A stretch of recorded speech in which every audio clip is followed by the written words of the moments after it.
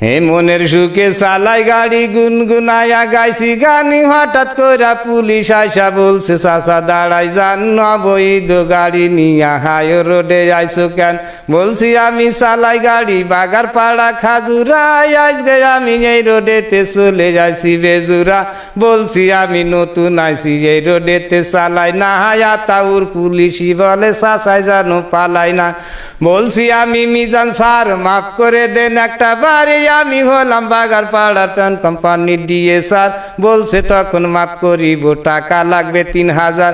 বলছি আমি আর আসবো না আজকে আইছি বাইসেন্স। বলছে তখন বের করো তো ড্রাইভারি লাইসেন্স।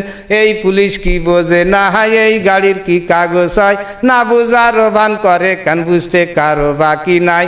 গাড়ির নামে মামলা দিবে আমারে দেখাইছে ভয় দিশে বিশে না পাইয়া ডিলারকে করেছি ফোন ডিলার